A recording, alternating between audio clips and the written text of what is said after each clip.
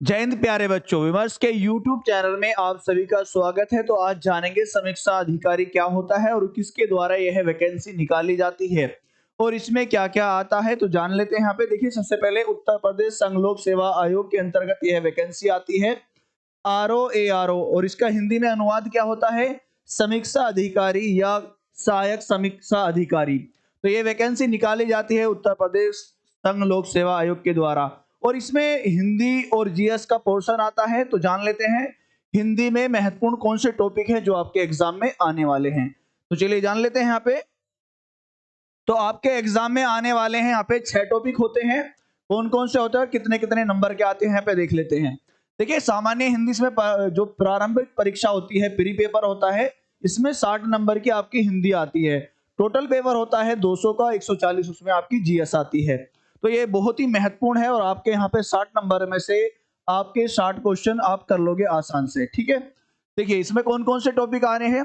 विलोम शब्द हैं। विलोम शब्द कैसे होते हैं, जो विपरीत अर्थक होते हैं, जैसे एक दूसरे का विपरीत अर्थ निकालने वाला हो। जैसे यहाँ पे कहा जाता है रात, तो इसका विपरीत क्या बनेगा, तो इसका विपरीत होता है दिन। इसे क्या कहा जाता है, विपरीत अर्थक शब्द इसको कहा जाता है। उसके बाद और कितने नंबर का आता है, तो यहाँ पे 10 क्वेश्चन इसके बन के आएंगे और 10 ही नंबर के होते हैं। उसके बाद यहाँ पे है वाक्य एवं वर्तनी शुद्धि। देखिए, यहाँ पे 2 तरीके से क्वेश्चन पूछे जाएंगे। एक तो वाक्य होगा जिसमें आपको मात्रा के आधार पे, ठीक है, शब्द के आधार पे, विराम चिन्ह के आधार पे आपको शुद्ध अशुद्ध यहाँ पे पहचान करनी है। और कुछ ऐसे आएंगे यहाँ पे शब्दों में से पूछा जाएगा कि इनमें से कौन सा शब्द सही है। जैसे एक शब्द होता है संन्यास, तो यहाँ पे अगर आपसे शुद्ध शब्द पूछा जाता है तो यहाँ पे संन्यास होगा। तो संन्यास का शुद्ध रूप इस तरह से लिखा जाता है। तो आपको इससे पता चल जाएगा कि यहाँ पे वर्तनी पूछी गई है और वर्तनी को अरबी फारसी में हिज्जे भी कहा जाता है और ये भी 10 नंबर के आने वाले हैं आपके एग्जाम में। उसके बाद है नंबर 3 की बात करें, अनेक शब्दों के लिए एक शब्द। तो अनेक शब्दों के लिए एक शब्द कैसे होता है, जैसे है जिसके पास कुछ न हो उसे क्या कहा जाता है, उसे कहा जाता है अकिंचन। क्या होता है, अकिंचन कहा जाता है। तो यहाँ पे क्या होगा, यहाँ पे टॉपिक बनेगा अनेक शब्दों के लिए एक शब्द और यहाँ पे आपके 10 शब्द आएंगे और 10 ही नंबर के यहाँ पे होंगे। उसके बाद करेंगे तत्सम और तद्भव शब्द। देखिए, तत्सम शब्द कैसे होते हैं। तत्सम जो शब्द होते हैं संस्कृत के शब्द होते हैं और जैसे ही संस्कृत भाषा से वो हिंदी में अनुवादित होते हैं, उनका रूप परिवर्तित होता है, उन्हें कहा जाता है तद्भव शब्द। तो यहां से भी आपके 10 शब्द आने वाले हैं। जैसे हमने यहाँ पे तत्सम लिखा है आम्र, तो यहाँ पे तत्सम में कैसे लिखा है आम, और इसका तद्भव क्या बनेगा, तो यहाँ पे तद्भव बनता है आम।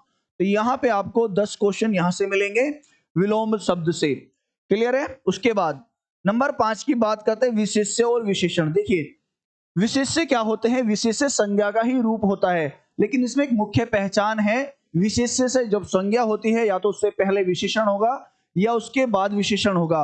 अगर ऐसा नहीं होता तो वहां पे संज्ञा अपने मूल रूप में रहती है। अगर यहाँ पे विशेषण आ जाएगा तो यहाँ ये विशेष्य के रूप में बदल जाता है। जैसे अगर हम एक शब्द लिखते हैं, ठीक है, मोहन सुंदर है, मोहन सुंदर है, और आपसे पूछा जाएगा कि इसमें विशेष्य क्या है, क्योंकि यहाँ पे संज्ञा से पहले या बाद में विशेषण आएगा। तो संज्ञा यहाँ पे है मोहन क्या है, एक संज्ञा है, और संज्ञा के बाद यहाँ पे क्या आ रहा है, विशेषण। देखिए, यहाँ पे विशेषण लिखा है, इससे आपको पहचान हो जाएगी कि यहाँ पे संज्ञा जो है विशेष्य का कार्य कर रही है। और विशेषण शब्द कौन से होते हैं, जो किसी वस्तु या व्यक्ति के बारे में उसकी गुण बताए, उसके परिमाण बताए। ठीक है, तो यहाँ पे क्या होता है, विशेषण उसको कहा जाता है। वे सब जो संज्ञा या सर्वनाम की विशेषता बताते हैं उन्हें विशेषण कहा जाता है। तो यहाँ से भी आपके कितने नंबर आने वाले हैं, 10। यहाँ से आपके दिए 2 टॉपिक बनेंगे। ठीक है, 2 टॉपिक बनेंगे, लेकिन ये एक साथ ही करा दिए जाएंगे और ये 10 नंबर के आएंगे आपके एग्जाम में। उसके बाद करते हैं हम पर्यायवाची। देखिए, पर्यायवाची शब्द कैसे होते हैं। पर्यायवाची शब्द होते हैं समानार्थी शब्द। कैसा, उनका अर्थ एक ही होगा, लिखे तो जाएंगे अलग अलग, उच्चारण भी अलग होगा, लेकिन अगर अर्थ की बात की जाए तो यहाँ पे समान अर्थ होने वाला है। जैसे अगर हम सूर्य को लिखते हैं तो सूर्य के हम अन्य नाम भी लिख देंगे। जैसे सूर्य को हम भानु कहते हैं, क्या कहते हैं, भानु कहते हैं, अरुण कहते हैं, अरुण। इस तरह से क्या बनेगा, यहाँ पे भास्कर इसको कहा जाता है। तो ये सभी शब्द कैसे बन जाएंगे, भास्कर। तो ये सभी शब्द बन जाएंगे पर्यायवाची या समानार्थी शब्द। तो आपको यहाँ पे 6 मैराथन के साथ आपको जो आपका सिलेबस है आरओ का कितने नंबर का है, 50% का है। और यहाँ पे इस कितने सॉरी 60% है इसमें और 60 ही नंबर का होगा।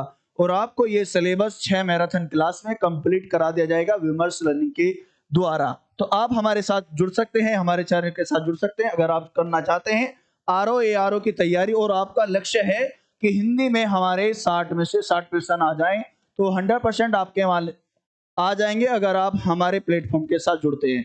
तो इसी प्रकार की नई अपडेट जानने के लिए लगातार आप हमारे चैनल के साथ जुड़े रहिए। चैनल को लाइक कीजिए, शेयर कीजिए और चैनल को सब्सक्राइब करना बिल्कुल ना भूलें। जय हिंद, जय भारत।